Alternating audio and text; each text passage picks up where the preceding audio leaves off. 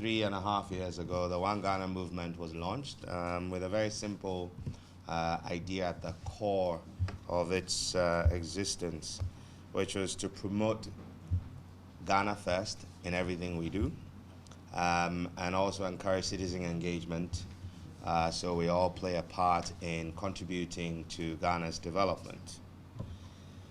A number of interventions followed that, and the leadership have seen the need to start a lecture series which seeks to interrogate pertinent national issues that concern the citizenry, and also to encourage all of us to pursue accountability, among other things, from public officials for actions and inactions that are detrimental to the development of our country. With this in mind, I welcome you all to the maiden lecture in the One Ghana lecture series. Help me welcome the Acting Executive Director of One Ghana Movement to kick us off. My name is Inshira Ado, and hers is Emily Kanye-Nyo. Round of applause, please.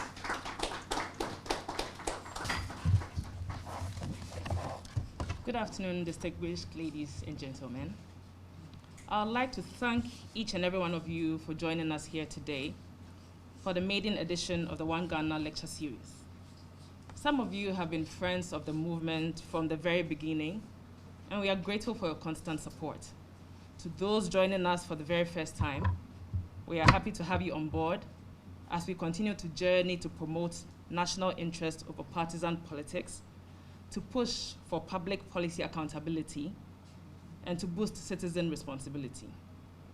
At One Ghana Movement, we seek to promote civic engagement with government, and in the process, enhance governance accountability, the rule of law, and human rights in general. We advocate the advancement of the dignity of the individual and seek to do this by holding government accountable. It is for this reason that projects such as the Justice for June 3 campaign, the Right Way Initiative, the Ghana Action Series, and now this, the One Ghana Lecture Series, have been birthed. The One Ghana Lecture Series is a project designed to interrogate pertinent issues of concern to the citizenry. It seeks to galvanize a deep sense of responsibility among citizens and to encourage them to pursue accountability from public officials for actions and inactions that are detrimental to the development of the country. Beyond this, the lecture series also strives to reinvent and reignite a sense of patriotism and to consciously build or rebuild values in the populace, and especially in the upcoming generations. This is to ensure that we are collectively able to surmount the challenges that we are currently plagued with.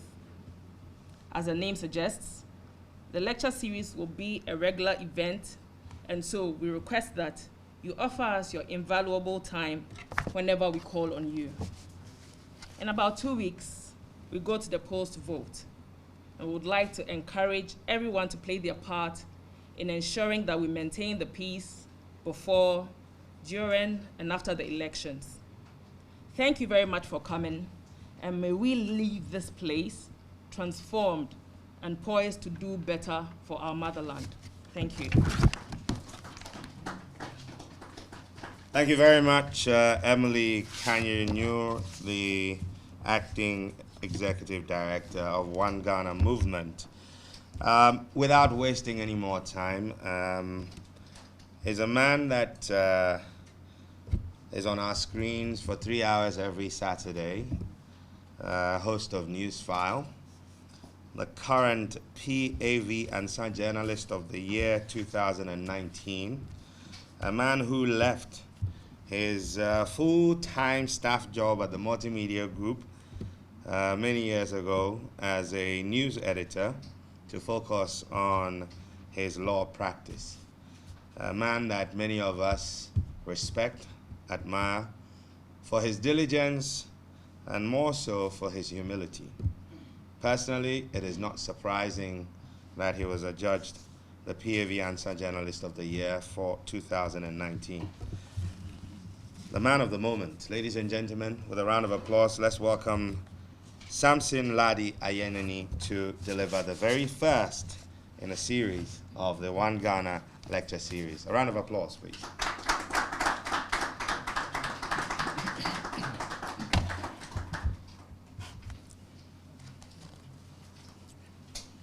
Thank you, Inshira, and thank you, the One Ghana movement, for the honor done me to be the one to present the first lecture in the series intending to provoke our conscience and to get us to do right.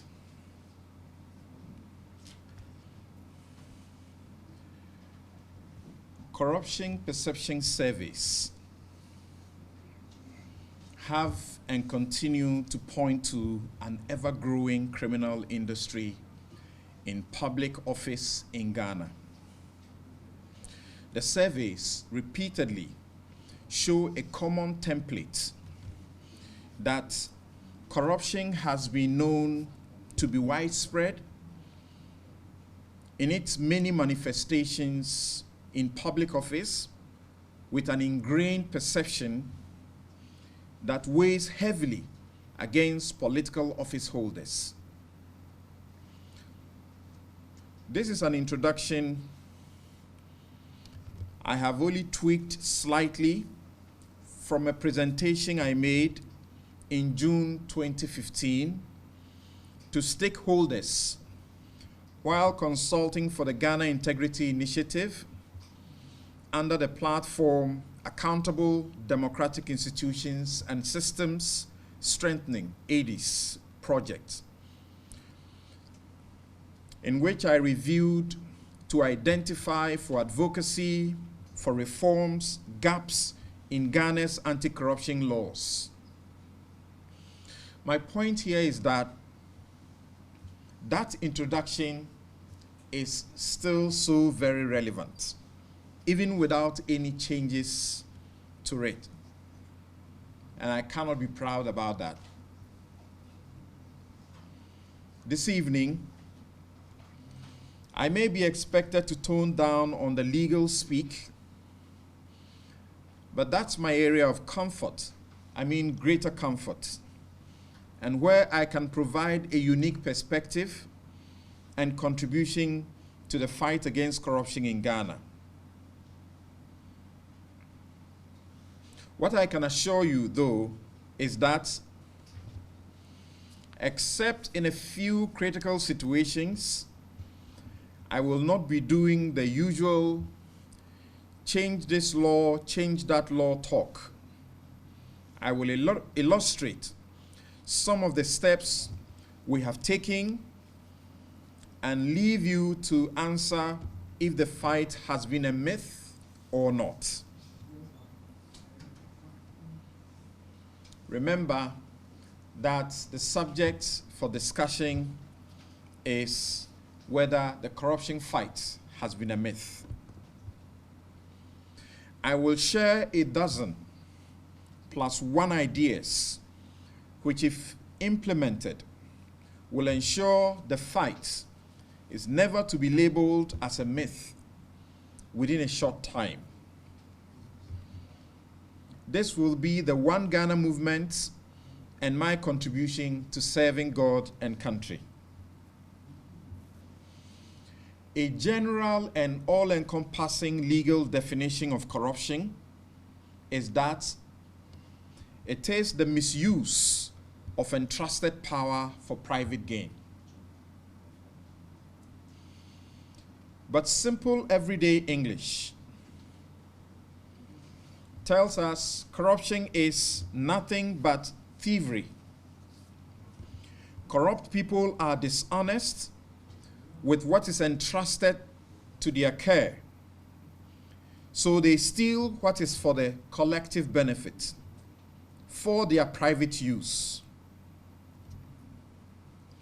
Grand or political corruption I suspect is your major interest may involve an individual public officer,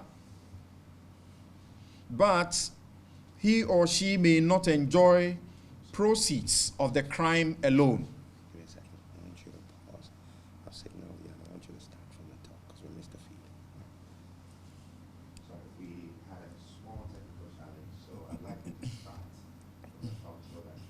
We are interrogating the subject, the fight against corruption, a mythical pursuit.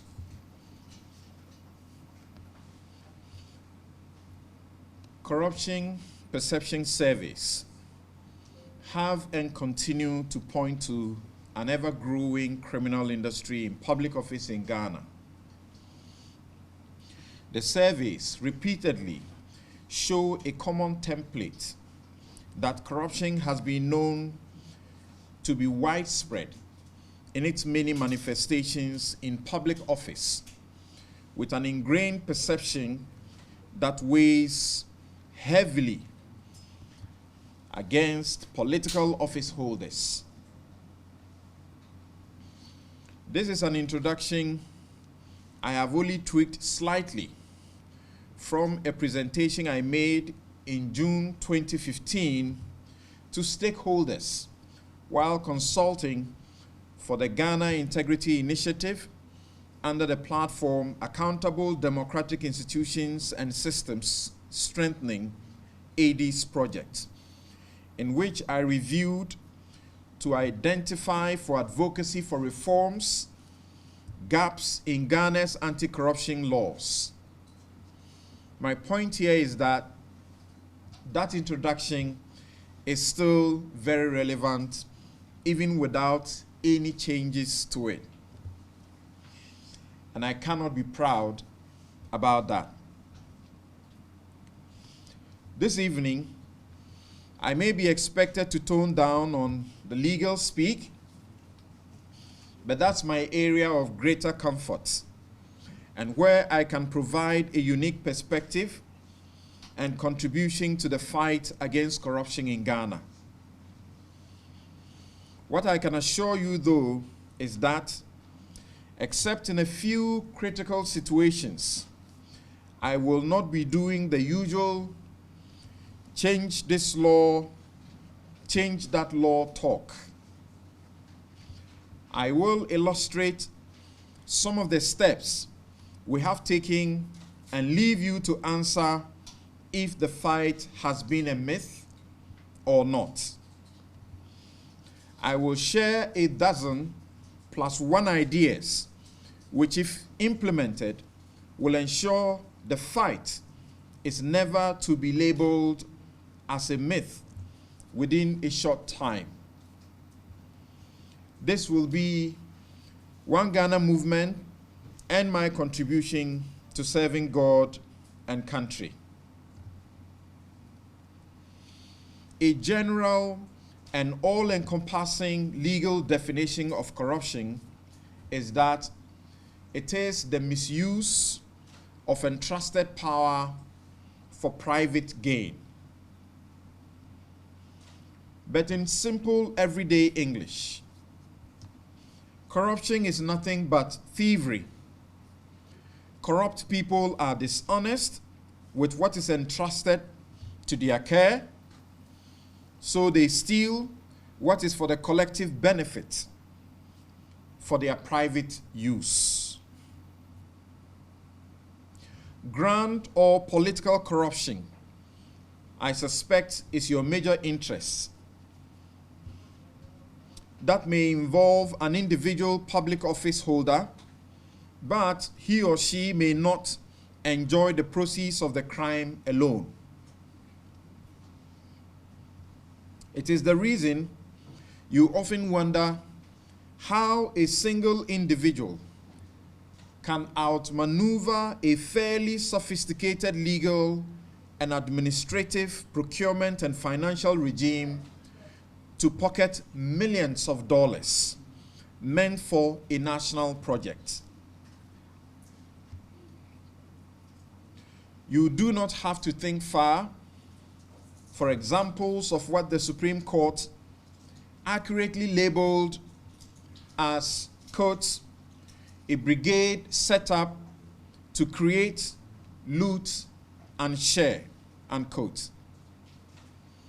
Yes, apart from inflating project costs, they commission ghost projects and direct millions of dollars of borrowed money into them for themselves, including to build a war chest for the next elections. The same people who do not and cannot account for their campaign funds superintend over the corruption fight. I am not unaware of the fact that there are good and God-fearing people in politics and in public office. But I know enough to know that many of them cannot explain the source of their overnight wealth. Shraj and the OSP have just confirmed that a man appointed to protect the public purse and whose private bank account held only about 40,000 Ghana cedis made in excess of 45 million, this time not thousand, 45 million Ghana cedis in 3 years. What wickedness is this to the poor taxpayer? Yet, this criminal conduct finds support and defense against the poor journalist who uncovered this unforgivable sin. A media house is accused of serving an agenda other than assisting the president succeed in the efforts. If there was one thing constant about the multimedia group, I am excited to note that is the tag regime changes. In 2016, it was tagged regime changes. In 2020, it is presently being tagged regime changes for simply doing one thing: being fearless and independent about the corruption fight. When a physician in a public health facility demands cash from a poor, confused, traumatized victim of rape or defilement before conducting the most fundamental test required for successful prosecution, that is corruption. This medical officer is hired and paid by the state. This medical officer uses state facilities, not instruments or things, but with his own money. The urgent medical examination and treatment for victims of sexual abuse is free of charge, according to Section 8(3) and 4 of the Domestic Violence Act 2007 and Sections 2H and 3(1)(a) of the Hospital Fees Act 1971. The laws command that this must be done, quote, free of charge, end quote. Yet, there is actually a scale of fees by which doctors charge a fee for this service. The state, which has the responsibility to enforce compliance of the laws, has been asleep since 1971. The law it made in 2007 still has not woken it up. I know You call this petty corruption. As you expect me to talk about the grand corruption. But think about the consequences of the failure to successfully prosecute perpetrators of these sexual crimes. You do not want such depraved minds to lurk around your community for their next victim, and that could be your mother, your wife, sister, or daughter. The NDC declares it will pass a law to prohibit what is already prohibited, the illegal fees. This is no small act of corruption. Petty corruption that is not punished will birth the courage and skill to engage in grand corruption.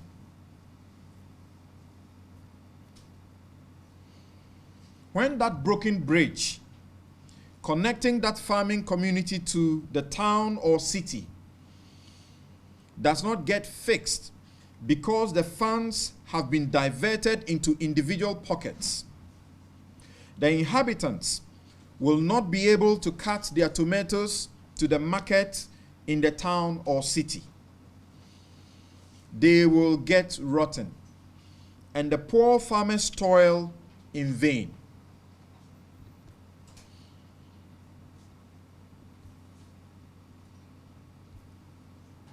The pregnant mother will not be able to access the only health facility in town. She might lose her life and that of the unborn. And this happens. That bridge or school block may collapse under the slightest pressure of rainfall and snuff out many lives simply because much of the budget was diverted into private pockets and shoddy work done.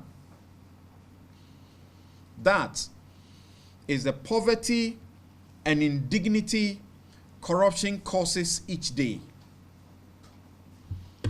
It is costly and it kills.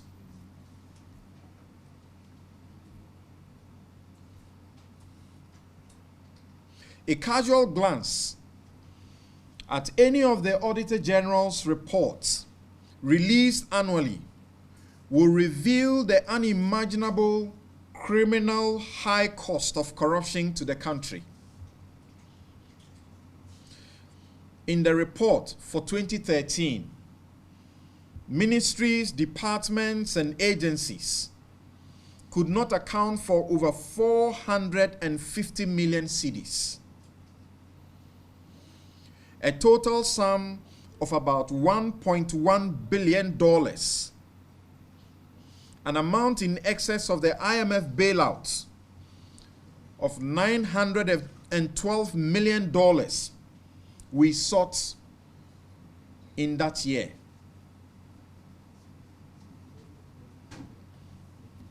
This was to be recovered from only 2 major failed government projects. Only 2. And an individual held to have wrongly secured a judgment debt of 51 million Ghana cedis against the state. You definitely know I am talking about the infamous Jida, Sada, and businessman Alfred Agbesiwoyome corruption scandals. Widespread unbridled looting of state coffers, labeled corruption, was the major justification advanced for military takeovers in Ghana. They shot and killed people in the name of fighting unbearable and nation-wrecking corruption. Can we say today that it was worth the bloodshed?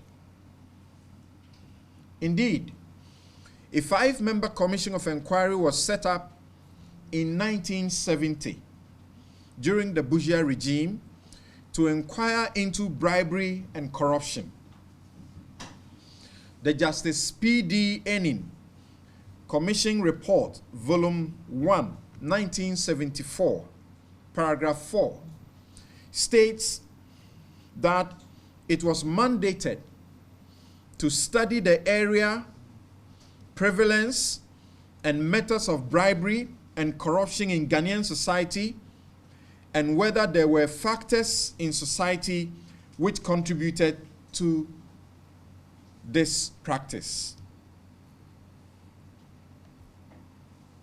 The Commission's job was to find the causes and effects, to propose the cures to political corruption.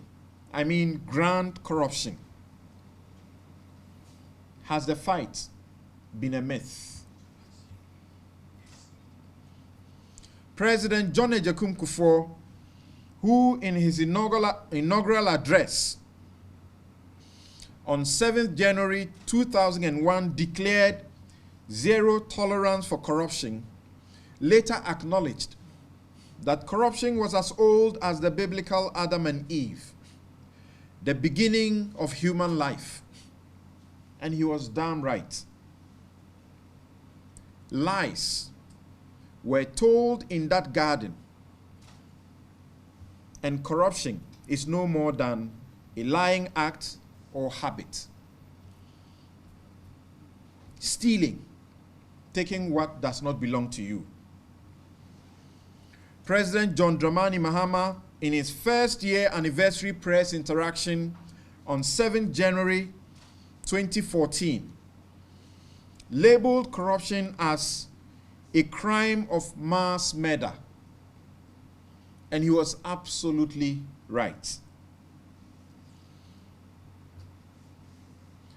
Look beyond the facts of my story about the farmer toiling in vain and the pregnant mother dying because of the corruption that produced the shoddy bridge that collapsed. The corruption produced roads that get washed away with the rain and have to be fixed each year, have killed many people. The November 2012 Achimota multi-story Melcom building collapse got then Mayor Alfredo Kovandapoy publicly caused the arrest of a city inspector for being negligent. That huge commercial building stood there for many years, collapsed because of faulty construction. It did not have the necessary permit and no safety inspection. I doubt the story is different where you know about these incidents. Apart from the 12 people who lost their lives, I know others who lost their livelihoods. I have been providing pro bono legal services for one of them in court. Alhaji Jibril Adames retail furniture shop with its content was affected, and he has been out of business since. Has the fight been but a myth? In 2011, we introduced the National Anti-Corruption Action Plan, NACAP, intended to ensure interagency coordinated, all hands on deck approach for action, and believed sufficient funding and sustained implementation will see dramatic reduction in corruption in Ghana by 2024. That's the life of that special action document. We are only 4 years away from the deadline, but NACAP's major strength was that it was to be directly integrated into national development planning, making the plan an integral part of the regular annual activities of public institutions, including the ministries, departments, and agencies. Has the fight been but a myth?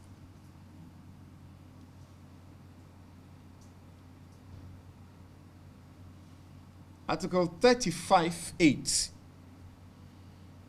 of our Constitution says, quote, "The state shall take steps to eradicate," underline that, eradicate corrupt practices and the abuse of power. Remember, the definition of corruption legally includes misuse of power for private gain. What a clear, unambiguous command to and duty imposed on the state to fight the canker of corruption. It is important to note the place of the above provision in the Constitution. It is to be found in Chapter 6, which contains the directive principles of state policy. The DPSPs centralize the collective will, hopes, and aspirations of citizens. All citizens, Parliament, the President, the Judiciary, the Council of State, Cabinet, political parties, and other bodies are to be guided by the DPSPs in their interpretation of the Constitution or any other law. The ideals in there are also to guide all mandatorily, quote, in taking and implementing any policy decisions for the establishment of a just and free society, unquote. In fact, an entire chapter 24 of the Constitution is dedicated to code of conduct expected to guide public officers and sway them away from the attractions of corruption.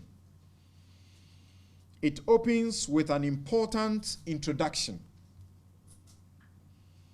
Quote, "A public officer shall not put himself in a position where his personal interest conflicts or is likely to conflict with the performance of the functions of his office. Examine the efforts, actions, and inactions of our governments, the conduct of public office holders, and answer for yourself if the fight has been a myth." We can end the curse of the fight being a myth if that's your conclusion by doing a few things. The concerns and efforts over the decade to arrest the situation must not be in vain. As I noted on the outset, I have reviewed the operations of our anti-corruption institutions and over a dozen of our anti-corruption legislations.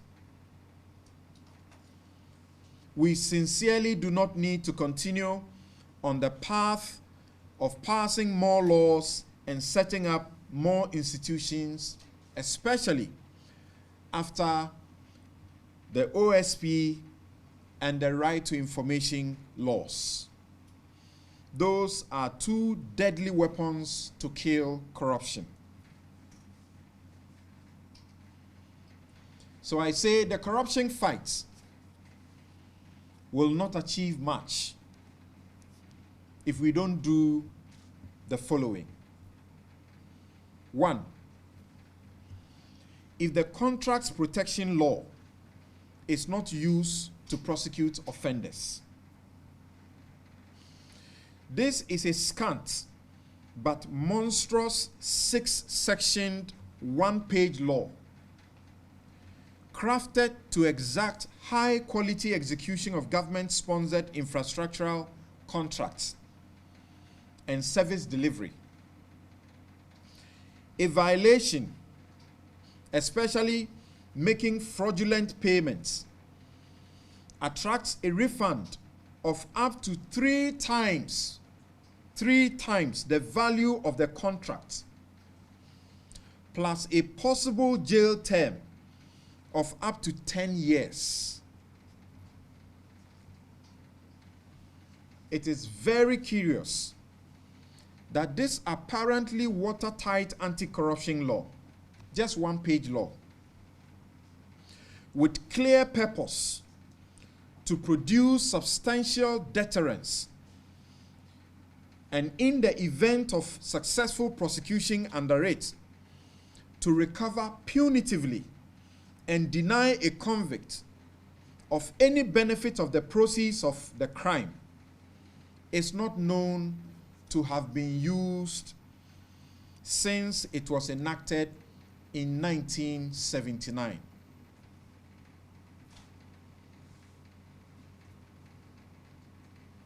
Again, the fight will not achieve much if, number two, if serious consideration is not given to an agenda to oil the resource-starved civic educator, NCCE, to undertake vigorous education to change mindsets and attitudes in our schools and communities, to revive the patriotic spirit of the Ghanaian. We have been known to work conscientiously and such that the school teacher who does not earn much but is content had great respect in the community. How did we come to glorify wealth above every virtue and without questioning the source of the wealth?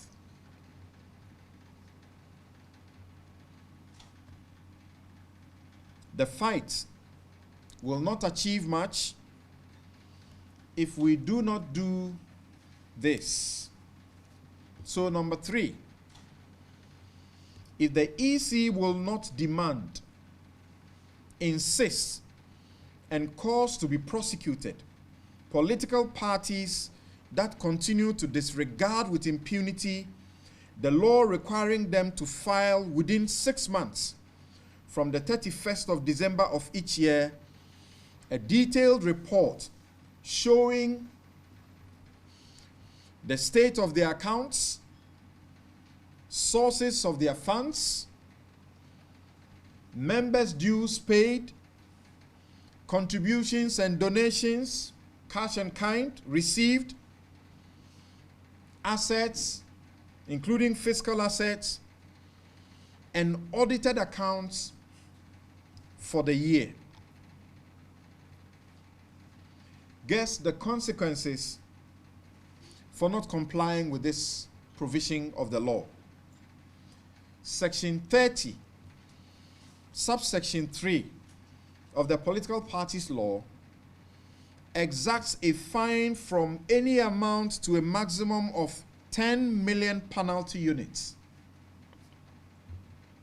That is 120 million Ghana cedis,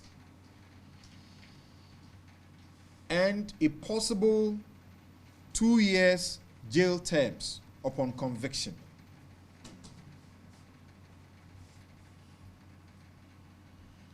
Again, the fight will not achieve much if, number 4, if SHRAJ is not adequately resourced and properly empowered to vigorously pursue and confiscate unexplained wealth from public office holders. By Article 286, Clause 4 of the Constitution, once you make a declaration of your property or assets upon assuming office, whatever assets you acquire afterwards, which is not attributed to income, your salary, gifts, loan, inheritance, or such other source, must be deemed to have been gotten from stolen money. The state is supposed to confiscate it from you. That is why the sacked public procurement's head bank accounts are presently frozen by the OSP and Scourge. Our MPs have delayed passing the Scourge-sponsored new law and asset declaration requiring verification and publication of declared assets. Think about that. Dear MPs, if you truly represent the electorate, then hear what they want. They told the Constitution Review Commission the collective will of Ghanaians. They said, thus, though the Constitution attempts to curb the menace of corruption through the asset declaration regime, the absence of compulsion and the lack of transparency in the exercise defeats the very purpose of the regime, unquote. We need only one paragraph rules of courts for Scourge to pursue this non-conviction based forfeiture or confiscation of stolen money and assets. Again, the fight will not achieve much. Number 5, if the Auditor General's reports are not pursued after the plenty needless show at the Public Accounts Committee over the contents that bring no results. By Imani's calculation, about $3 billion was at stake in the 2016 report. Occupy Ghana worked on a number of the reports and told us of the several billions stolen, yet no action was taken to recover them. That is what compelled Occupy Ghana to sue the Attorney General in the Supreme Court, resulting in the Auditor General being empowered to issue surcharges and disallowances over expenditure if we were not prosecuting to recover the stolen money.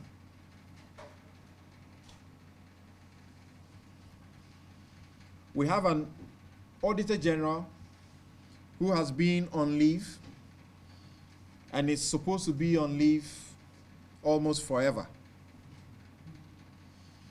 Elsewhere in the World Bank names our Auditor General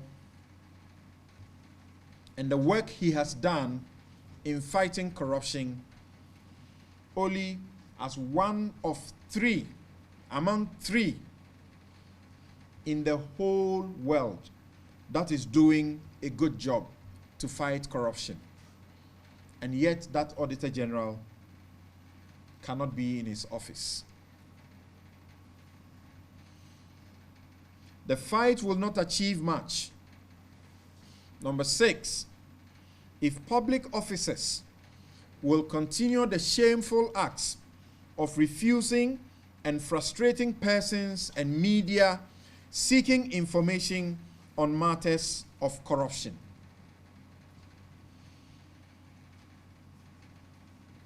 The right to information law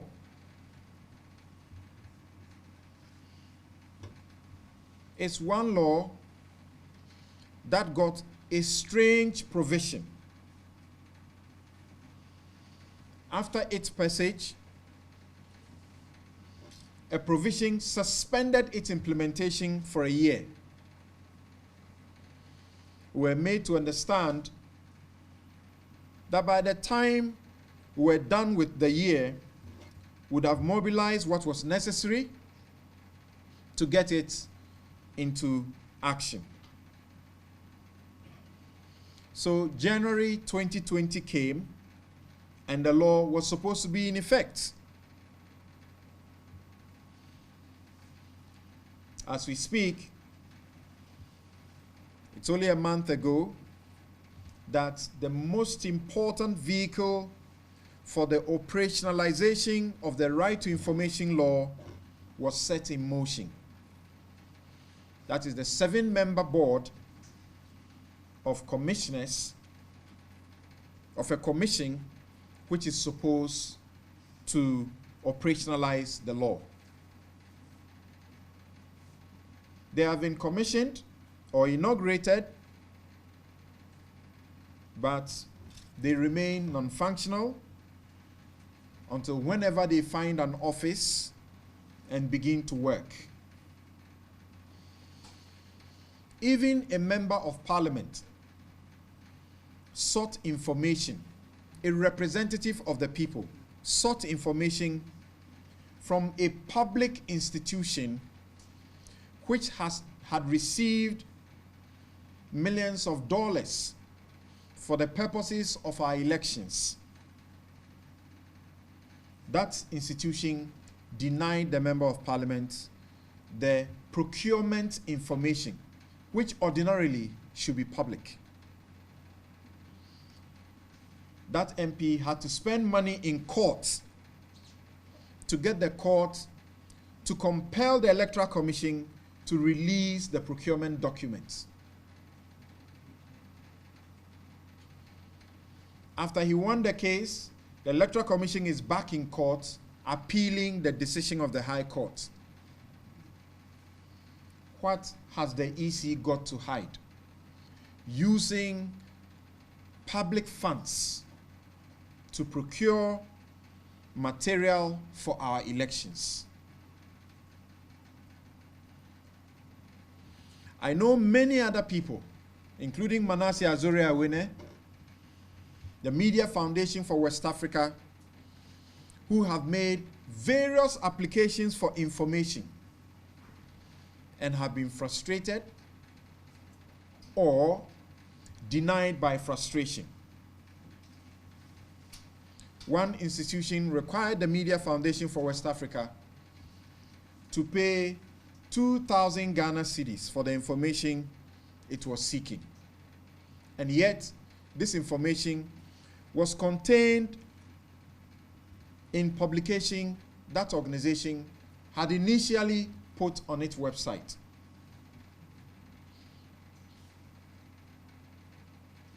I doubt the volume of that information will take even 10 pages of photocopies. So what is the 2,000 cedis for? The fight will not achieve much. Number 7, if the prevention mandate of the OSP, and here I'm talking about prevention of corruption, as the OSP is mandated in Section 2C of the law. If that prevention mandate is not made a division staffed with required experts, including accounting and audit professionals, to do a professional job of subjecting major contracts to corruption risk assessments. The OSP has a number of departments, but it does not include a department for the prevention mandate. Because of that, Martin Amidu had to personally do all the work on the Ejapa transaction and wrote the report by himself, single-handedly.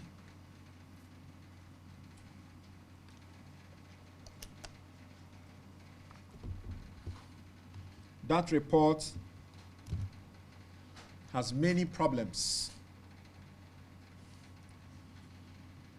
It lacks a professional outlook, even though in substance, it's a veritable tool to unearthing the actual purpose of the Japa transaction. Once the OSP was activating his prevention mandate and performing an audit, he is clearly out of order in not allowing for comments or inputs. That is a standard audit practice. The word audit actually originates from the word, which Latin word, which translates to include listening or hear. There's no point shutting the stable doors after the horse has bolted. If we don't get deliberate presidential action or posture discouraging attacks by appointees and party followers on the OSP and media persons fighting corruption, we have a very long way to go. You would imagine that the OSP's report, irrespective of the problems it may contain, will attract professional considerations. Unfortunately, it's been turned into a political football. This does not augur well for corruption fighters. In the same OSP law, there is a novel provision. That's a second novel provision.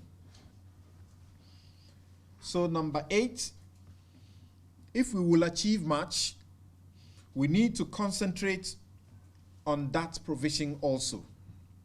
We don't need new laws. That's basically my point. The novel provision is for what is known as plea bargain. If people have done wrong, have stolen money and they've been caught, we are able to take the money from them without prosecuting them. You will ask, but why so? The best way to fight the underworld of corruption is to have good baits, so that one person who will be willing to surrender the proceeds of crime so that they will not be prosecuted can lead us to several others who have stolen even much more. The fight will not achieve much. Number 9, if the whistleblowers, per the Whistleblowers Act we passed in 2006, do not get the necessary attention. The law provides for a board and a fund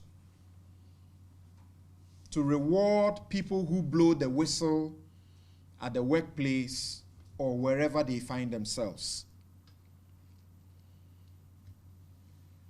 There is a non-functional board and the fund is not in existence. It surprises me why we pass laws and still expect citizens to go to court to force the hand of the state to enforce them.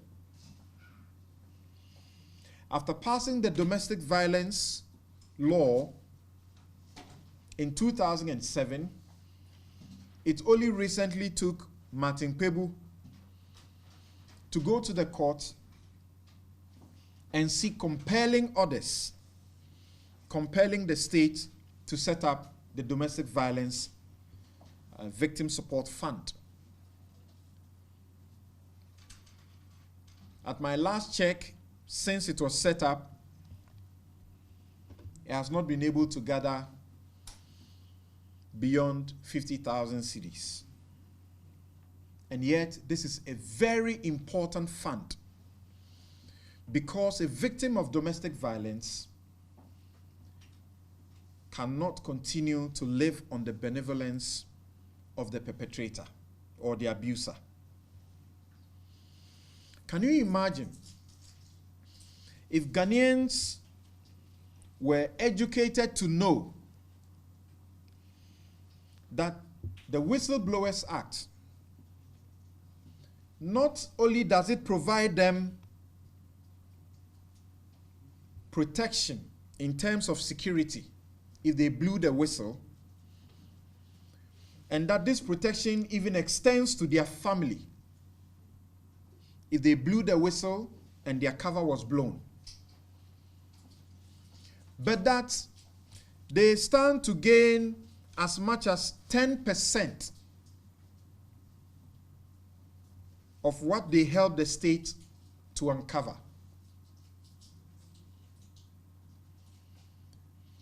Imagine we took time to get media houses that are doing very well in the corruption fight, to get journalists that are doing very well in the corruption fight, to benefit from the 10% of the rot they uncover. A good example is that if the state successfully recovers from Ejene Mboating Eje the 40 million Ghana cedis that has accumulated in his accounts, which held about only 40,000 Ghana cedis at the start of his office. If 10% of that amount were to go to the journalists, you can be sure there will be more than sufficient motivation for the corruption fight, at least by the media.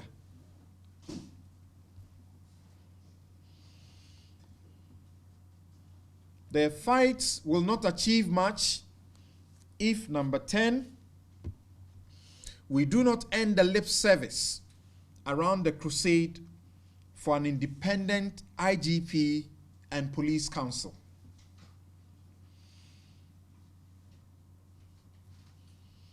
Again, the fight will not achieve much if we do not activate the Attorney General's power to appoint private lawyers to prosecute corruption offenses. We know that attorney generals are political appointees, yet they hold a constitutional office. But it is difficult for them to prosecute members of their political parties. The only way to do so and do it successfully, apart from the appointment of the OSP, is to activate the power that allows the Attorney General to appoint a private lawyer to prosecute a case. The fight will not achieve much.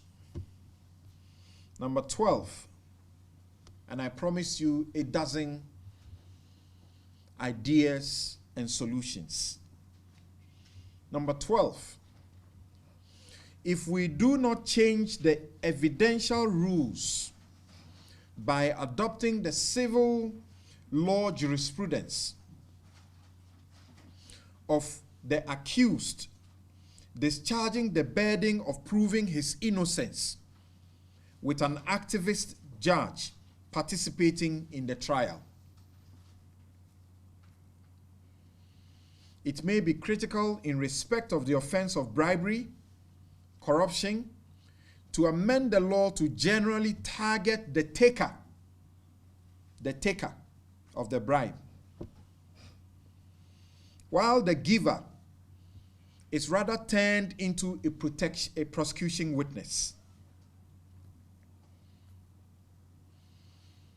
This offense is rife, but it is very difficult to report, primarily because the giver is equally guilty. It is no wonder then that at almost every public office and in some private offices also, officials demand the infamous brown envelope, facilitation, lunch, or whatever the bribe money is called, to provide the very services for which they are hired and paid each month by the taxpayer. Sometimes, the bribe that is labeled as facilitation can be a lot of money. In fact, there have been situations where people have been awarded contracts, big contractors, and in the contract, they are told to pay facilitation fees. Who are they paying that to? The minister or the person responsible for the entity that is giving them the contract. What did they do in the nature of facilitation to deserve a payment? The contractor can only be willing to assist the state if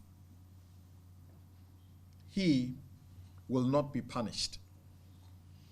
It is observed that most persons who engage with the police, including motorists, do not willingly pay these bribes, but cannot also report after paying. Litigants pay court clerks and other court officials bribe cash, no matter how little, to get orders of the court typed out, a document placed on their case dockets, etc., not often because they want to, but they are unable to report same for the obvious reasons. I pause here for a time of fruitful interaction. But let's remind ourselves of the scourge of corruption daily. There must be a reason not to allow the fight to remain, or in fact become a myth. Corruption is an insidious plague that has a wide range of corrosive effects on societies.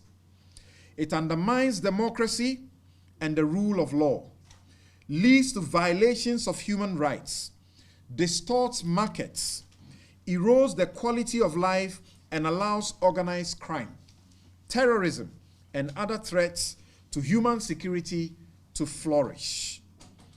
It hampers efforts to alleviate poverty, undermines political stability and economic growth, and diminishes the country's effectiveness and attractiveness for investment. That's how Shraj's Deputy Commissioner, Richard Kwesi, renders a perfect summary of the scourge of corruption. This is why you, as an individual, must be alive to your responsibility to fight this evil. The Constitution in Article 41F imposes an onerous but doable duty on every citizen to, quote, to protect and preserve public property and expose and combat misuse and waste of public funds and property, unquote. Let us cherish fearless honesty by actively resisting the grand corruption that has our political players competing to outdo one another at the expense of our collective good, peace, and security. Thank you very much.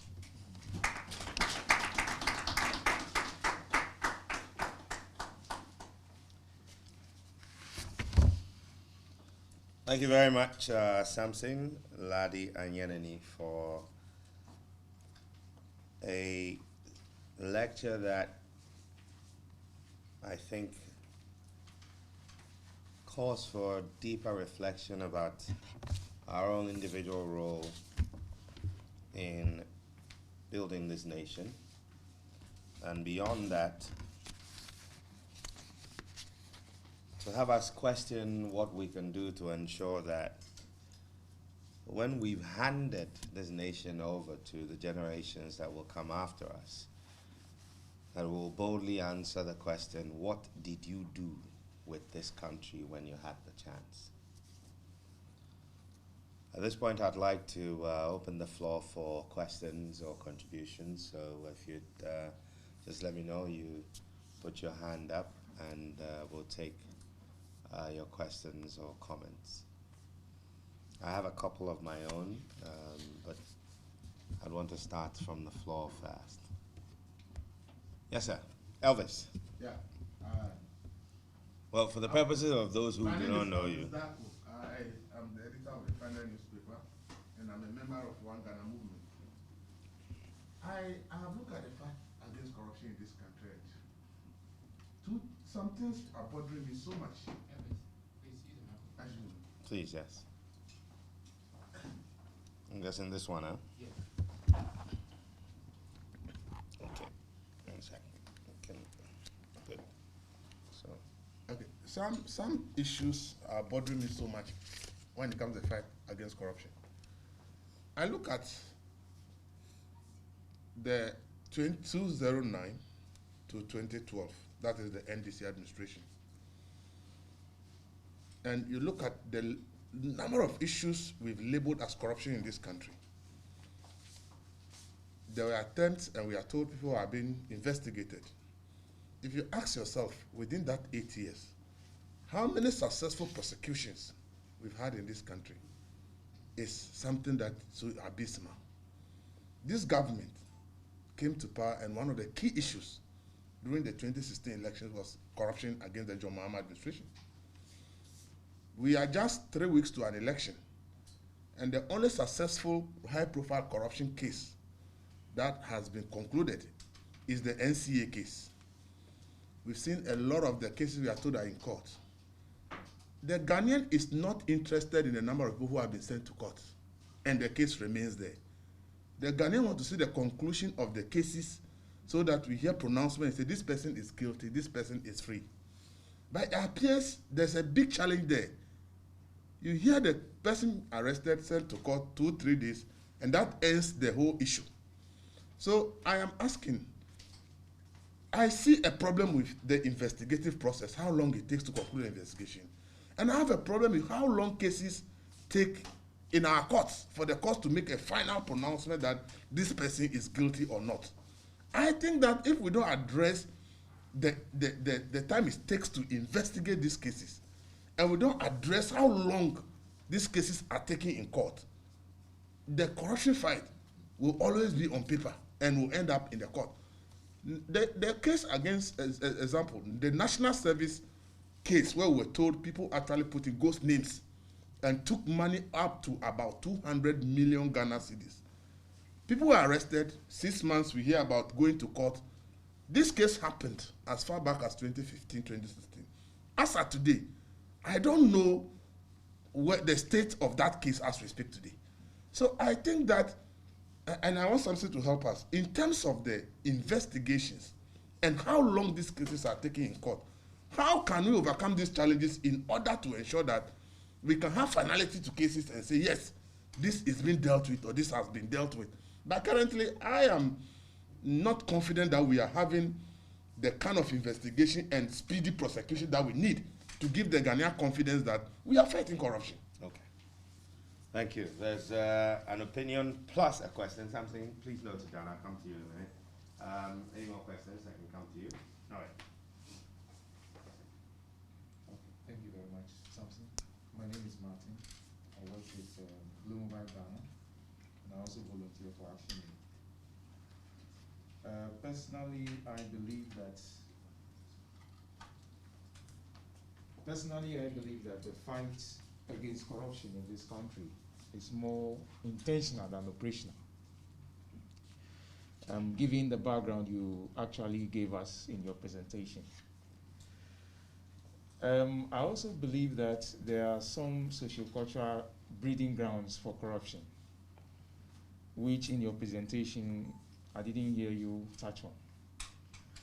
For instance, people assume public offices and the society expects them to become wealthy or rich overnight.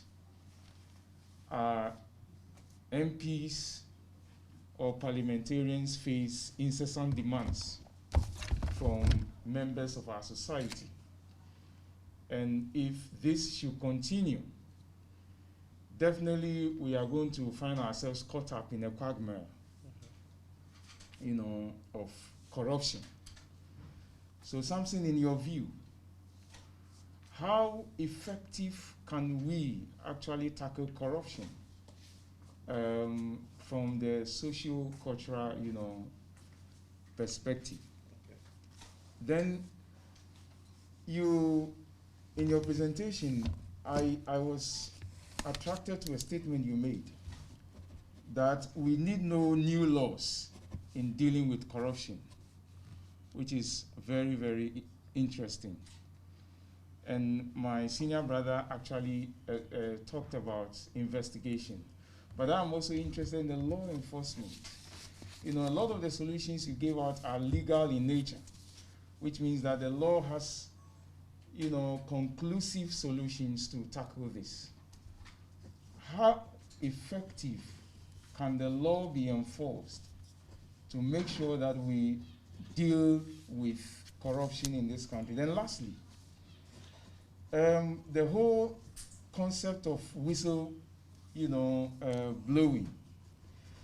We have seen some journalists suffer fatally for uncovering corruption. We have heard about things done to witnesses to corrupt acts. Do you think that the ordinary Ghanaian, though stated in the law, would be encouraged, to pursue whistleblowing to unearth corruption? Okay. Thank you very much. Okay, so I think we should get some responses from Samson, and then we'll do another round of questions. Oops.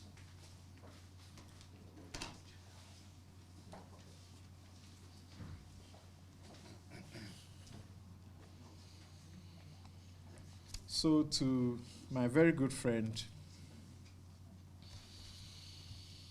Mr. Darko, the issue about delay in prosecution is one that I believe is not difficult to fix. But it's a fact. What you're talking about is a fact. The reason I say it's not difficult to fix is that I know specific courts within our court system where the undue delay is not allowed. If you walk into that court complex, try and sit in the economic crimes, financial and economic crimes courts. There are two of them. They have been manned by women. women, 2 ladies.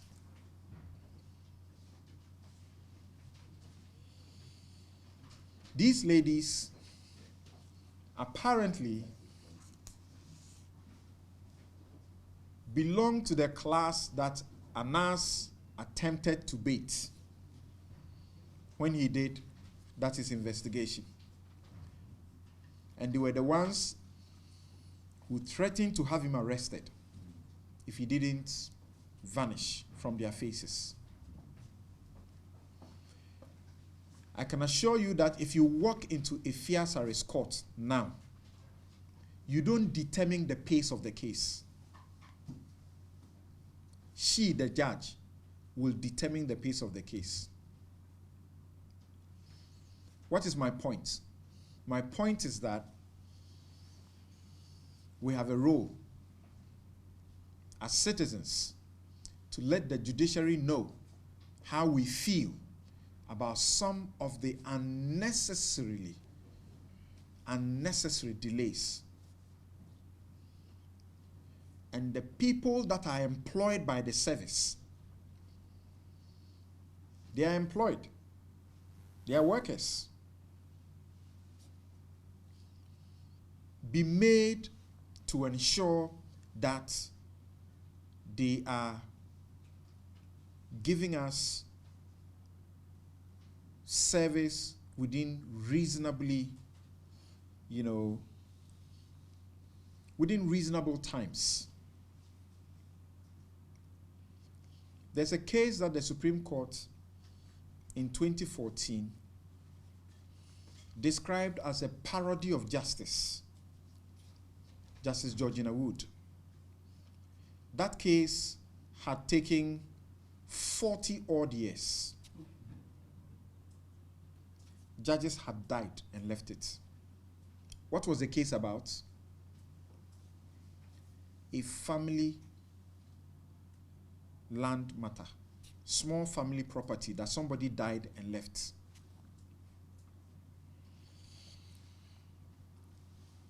I believe that we get what we ask for. And we must let the leaders know how disenchanted we are about our systems. Truth be told, there are some courts that are very dormant, and lawyers will complain about that. But within the same place, there are courts that run with such speed. There are judges who get loaded with cases, certain judges. I can name particular courts. You go there every day and the courts are packed to capacity. Meanwhile, there are other courts you go, they are almost empty every day. And yet cases are delayed. Those that are packed to capacity every day, it would appear that the system recognizes their efficiency and a lot of cases are sent to them. What I want to appreciate is that we can demand, as in the system through the CJ can demand what they want. Of course, they have a system requiring you to deliver judgments, a number of judgments within certain periods, otherwise you are defaulting and it may affect your promotion, among others. So it is unfortunate, but that's the system we have, and we must contribute to ensuring that there is a standard that has to be followed, because we know of the evidence of single judges ensuring their courts are not turned into places where cases are dumped. So the others can equally do the same. I was engaged by the Judicial Service as a consultant to do some work, to provide some training for judges on election adjudication. I singled out one judge for praise at that occasion. Justice Benasco Esa. And you know why? Somehow the women, I won't say more, a very important case that we had to do. Within 2 weeks, the case was done. We were not operating what you currently have, which is that we are seeking to do an electronic process. That time we were not. 2016 I'm talking about. We were not. She decided to set the rules. She says, do this and send them to my clerk by email, and then file the, paper copy later. 2 weeks we're done with a very important case. 2 weeks. It is possible. I believe that we should continue to demand that we have what, is reasonable standard. But sometimes you hear a lot of blame on lawyers. The law is there. Once they find loopholes in the prosecution's case, they will exploit it to their fullest benefit. I am in the National Service case. I got 2 of my clients to plead guilty and pay the money because I didn't see the point for it. They made a mistake. All the persons involved from across the country, bunch all of them together, lump them together to do one prosecution in one court in Accra. They could have separated them and have the prosecutions go on at various places, but they didn't. And this is one of the biggest problems they are facing. In respect of the question of, sociocultural, problems, my attitude to my presentation was that because of my area of expertise, I should give you something different from what we are used to hearing about the corruption fight. So my aim was to look at what already exists, which can be used effectively. So I acknowledge that there may be some sociocultural problems. Perhaps the reason I emphasize that we need to resource the resource-starved NCCE to engage in vigorous education in our schools and communities is where we can do some, we can get some results in this regard. Right. Thank you. Actually, so wait 1 second. Something. The 2 questions that you haven't dealt with. There was one on enforcement. He actually asked 3 questions. So enforcement. That how can we ensure better enforcement, and then also how can we make whistleblowing more attractive? Am I How right? do we address the delay in the part of the police, not only the court? Investigations, you mean? Yeah. Then let's go. Okay. That one too. We unfortunately are in a country where the police arrest you before they investigate. It is the different way. It's a different way around elsewhere. Okay.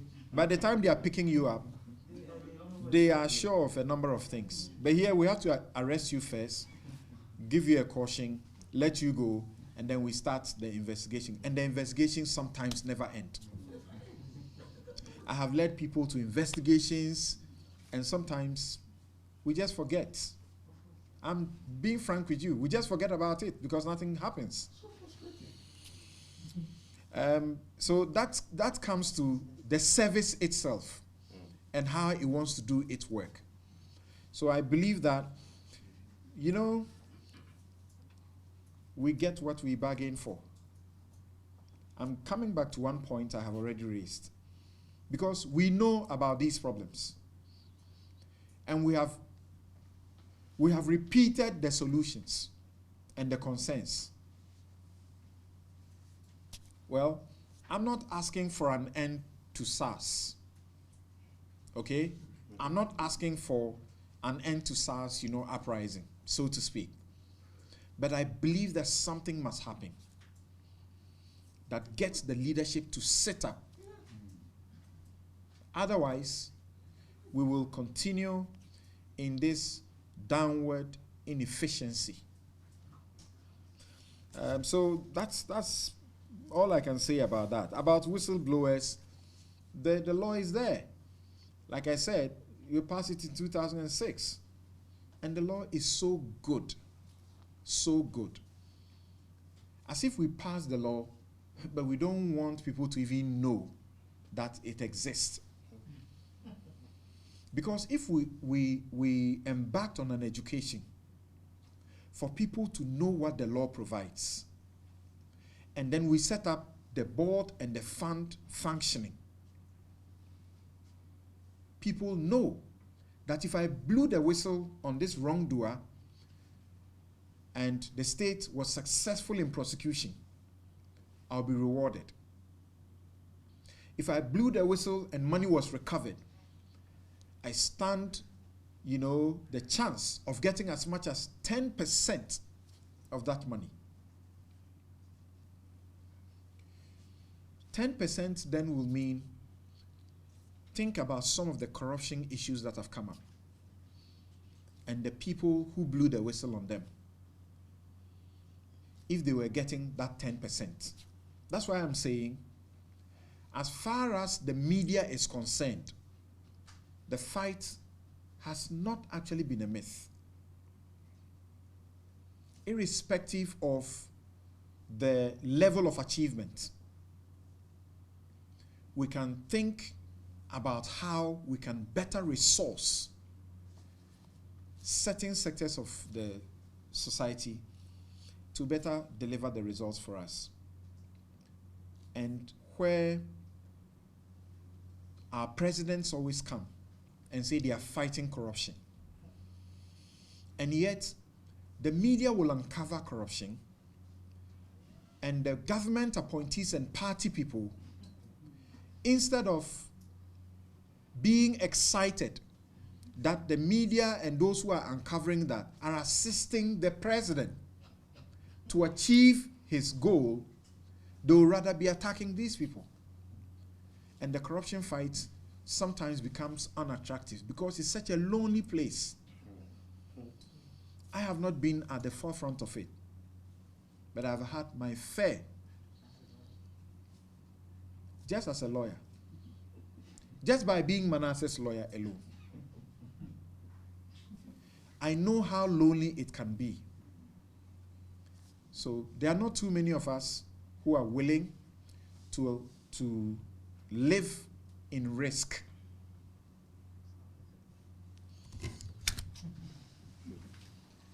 Okay, so we have another 10 minutes to wrap up. I'm just going to do a quick social media questions. I think there was a hand up earlier, so that would be you. And then I think that should take us to the end.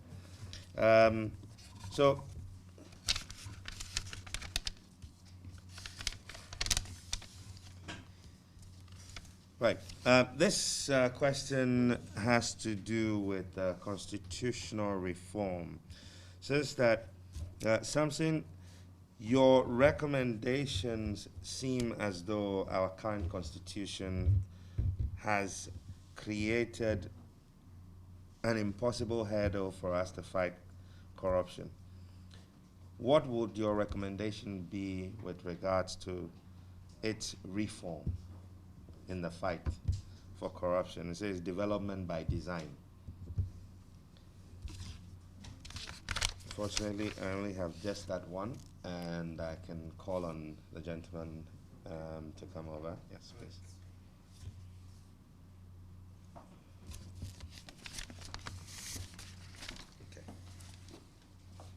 Okay, my name is Fifi Samawatri.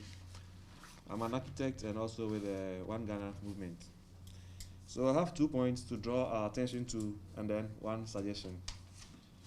So when we talk of corruption, we often think about the political class or the leadership.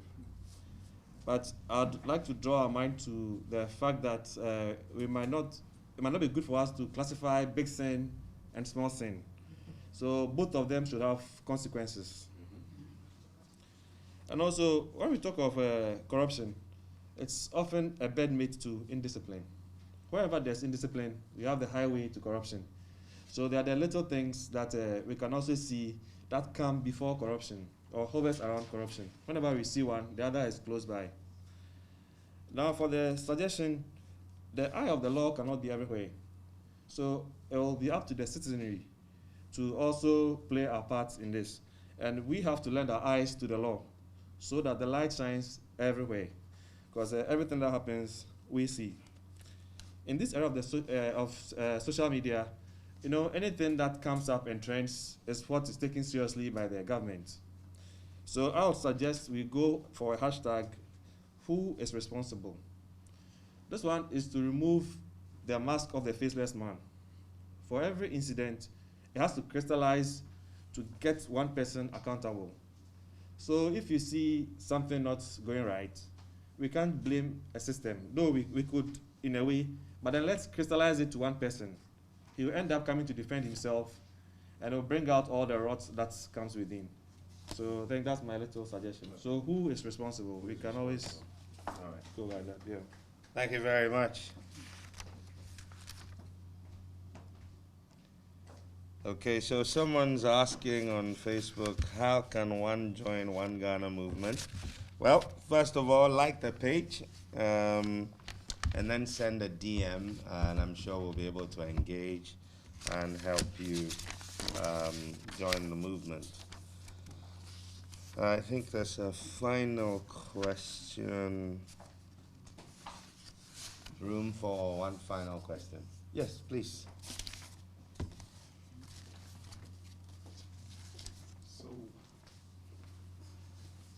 Again, Samson, thanks very much for your presentation. My name is Abdul Karim Mohammed, and I work for International Budget Partnership. I'm the country director.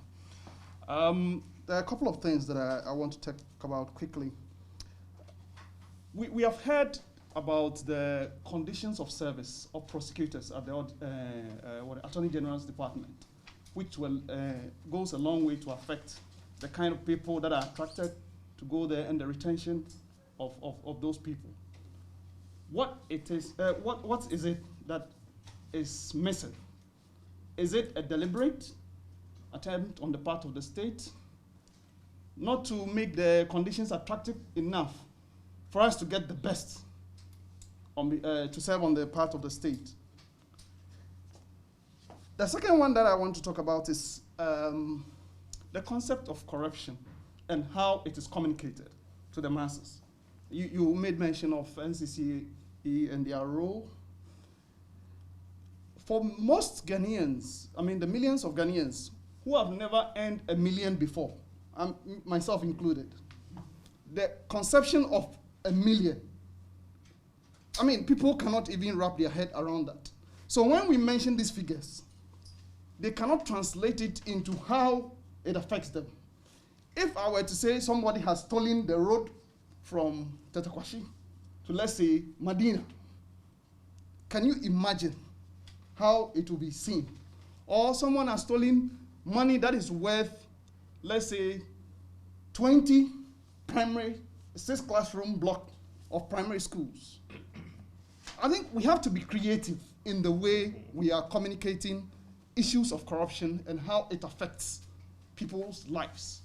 Talk about depriving, let's say, 150 communities of potable water. People will begin to mobilize around this. So I think we should be more creative, and the issue of resourcing NCC cannot be emphasized enough. But my other question is around what you think is the cause for the non-application of this law on the violation of contracts. I mean, I don't remember the exact name.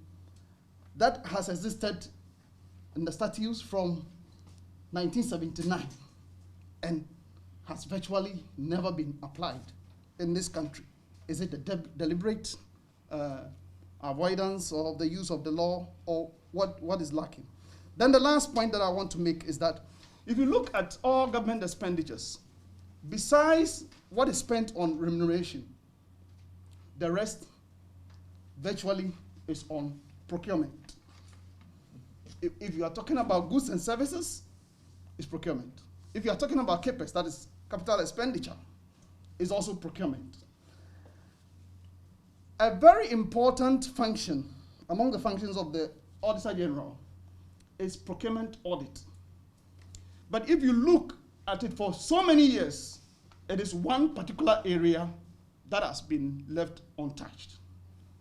Why is it so? That where we are spending most of our money, we are rather not checking the leakages. Even the little one that I'm putting it in quotes, that Manasseh looked at. Look at the amount of leakage that has been uncovered. What is happening in other areas where we don't have our eyes? Thank you. Thank you very much, Abdul Karim. Okay, Samson, I'd like to call on you earlier. Just checking to see if, okay. All right, these questions can be answered offline, so I'll hand over to you.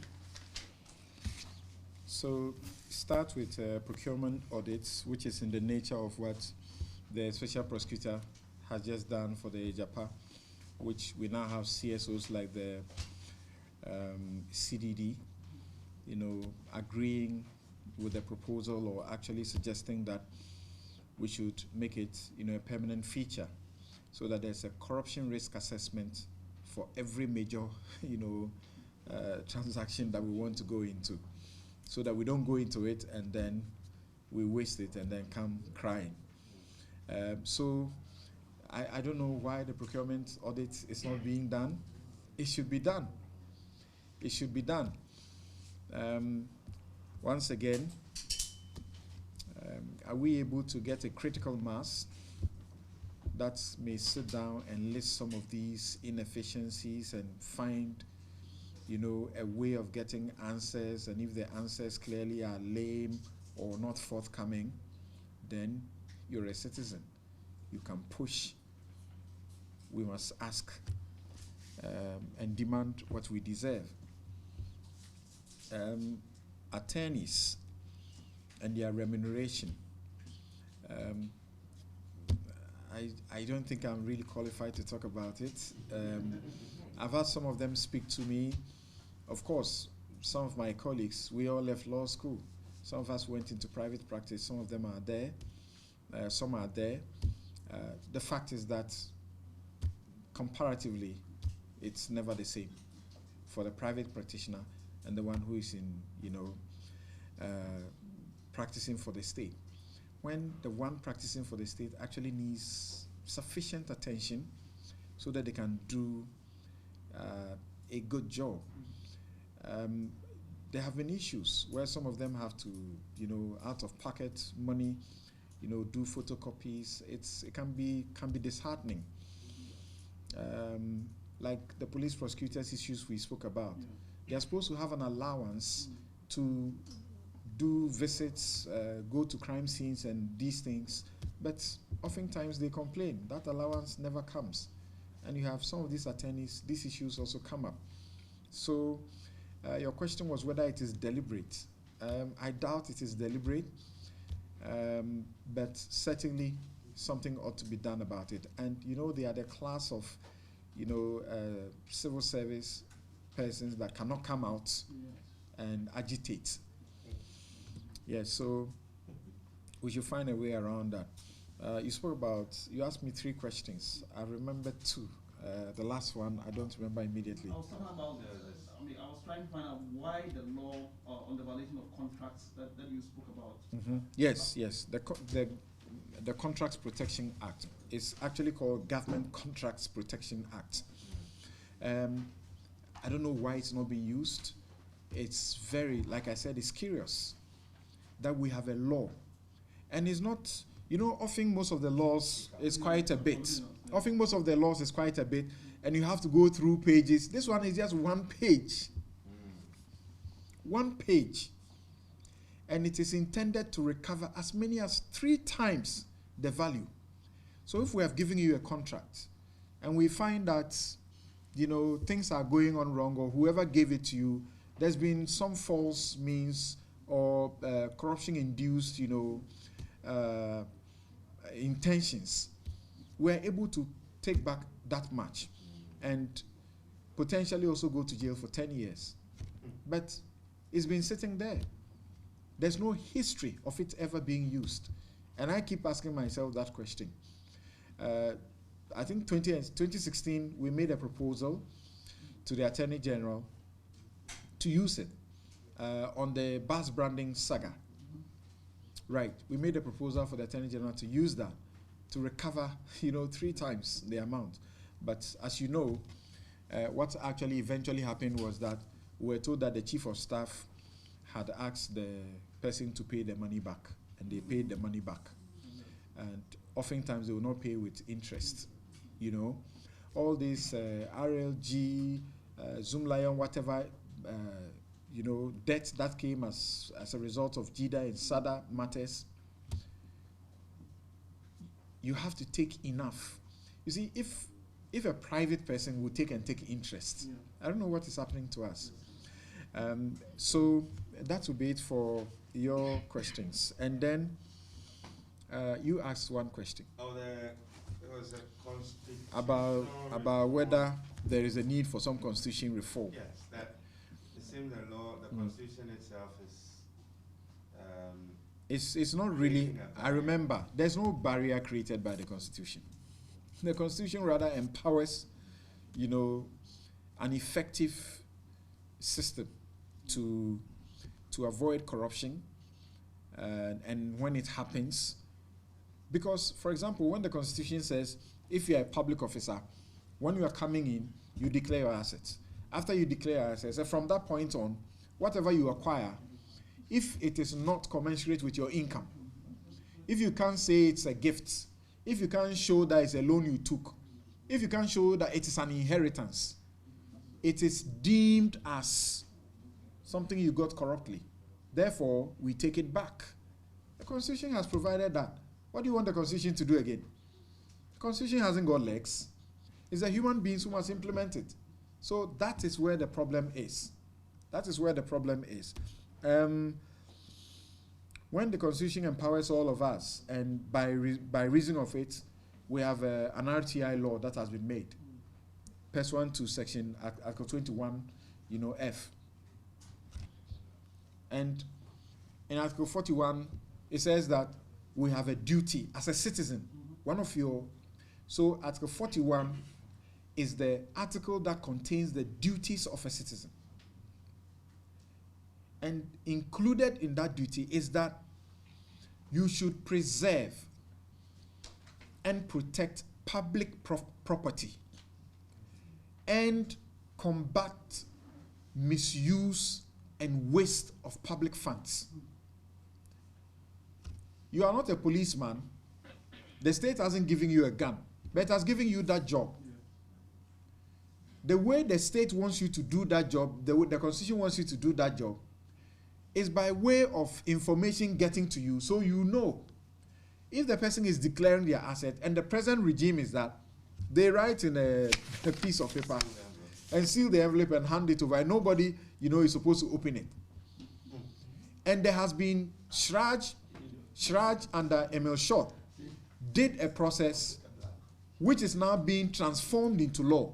It has been sitting in Parliament, and they've been arguing over it. So every time that 2016 we couldn't do it, so they have to start it all over again. It's there. The only sunshine in that law that brings all and makes all the difference is verification and publication. When you hand it over, we must verify. We should know that you say you have a house here, it does exist. You have a car here, it does exist. So that you don't put things in there that you have planned, like this man did. Within this short time, he got, you know, 40 million. What can't he buy? That he would have put in his declaration. That didn't exist. So if we know, then we can blow the whistle and say, you know, Mr. A, didn't have that. He now has it. Look, and I'm telling you, I know some of these people, it's these politicians, and my friend said we shouldn't talk about politicians. When I was making the presentation, I clearly, deliberately focused on an area and said, but petty corruption that is not punished, will encourage and actually graduate into giving skills for grand corruption. So we know about the petty corruption as well, and we have to deal with it. But the grand corruption actually kills, okay? Because if you are doing a project, sometimes a completely non-existent project is ghost, there's nothing in it. But like the Supreme Court said, we will create the project. So we'll create, we'll loot, and then we share. So as much as, $20 million and it's going away. Meanwhile, that could be used for all of us to benefit from. It is only when we have been empowered enough to be able to blow the whistle that we can, get some results out of all of this. So the Constitution, I will say there's no problem with it. If there's any problem with the Constitution, we have already spent enough. We have spent enough to get the Constitution fixed. We have a 1,000-page document by way of Constitution review, led by the eminent Albert Fiajo. You can't have it any better than that. That document is sitting there gathering dust. It's the biggest socio-political data that we have ever gathered in this country. And people in this country express what they want in it. What did we get? We got a white paper that cherry-picked. I said, we accept this, we don't accept this. What's your business in accepting and not accepting? Our money, it is our views. You are seeking to change our constitution. Then you sit there as an executive and you say, I agree today, I don't agree. What nonsense. You see, you can't dictate that to us. And well, I think sometimes we too, our leaders know that nothing will happen. We will not do anything if they do that. In fact, we'll vote for them the next time. So it will continue to happen. All right. Thank you very much. Well, ladies and gentlemen, with that, I'd like to thank you all very much for honoring the invitation. Those of you who joined us on social media and followed the conversation, thank you. Thanks to One Ghana Movement. Thanks to the media here present. Thanks to everyone who made this possible. And I don't need to add anything beyond what Samson has said. The onus lies on us. If you believe this is your country, then step up and be responsible for its future.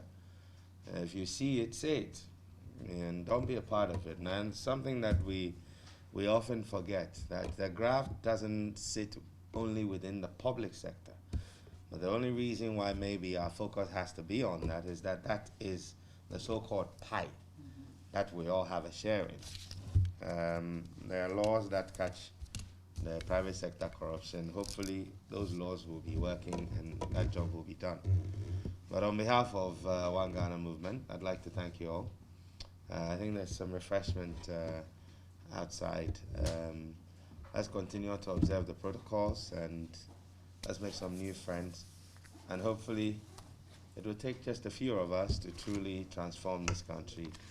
And one day when our own children, our grandchildren ask us the question, what did you do with this country? We'll boldly say, well, first of all, we helped make corruption a very unattractive job, and as a result, monies went into development projects that you are benefiting from today. And with that, I say God bless you all. Good night.